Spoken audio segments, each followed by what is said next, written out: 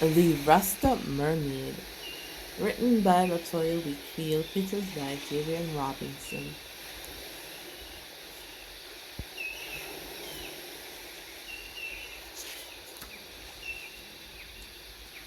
Deep within the Caribbean Sea, off the coast of the beautiful island Jamaica, was an extraordinary and peculiar creature. She was the only one of her kind, but to her, the other sea creatures were not kind. At first, she didn't care. She had so much fun swimming around the corals and exploring the beautiful sea. There's so much to see, she said, really loud. Shh, keep it down, the blowfish said. Yes, you talk too much. Keep your words in your head, the lobster chimed in.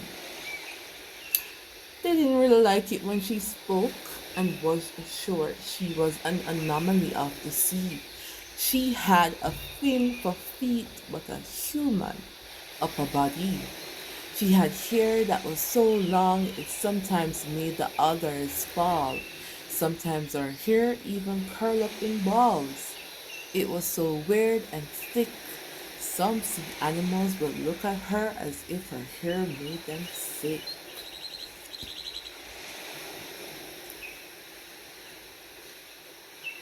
But she paid him no mind.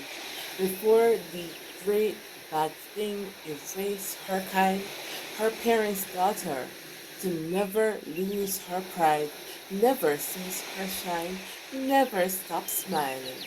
If only they could see how their wise advice kept her afloat. She knew she was a princess, no matter how others thought she was gross. I will not comb my hair. I love it the way it is. I will not speak in my thoughts, no matter what you say, she replied. Oh, yes, she was headstrong, but she did not one creature any wrong. Still, they teased her from dusk till dawn, and when they had to call her, I will skip out a few pages. Alright, so what happened after that? you know, what happened is that Naja noticed that something was happening with the others the next day because she didn't see anyone around. And she realized that a fisherman took them away. So will she help them? They weren't really nice to her, were they?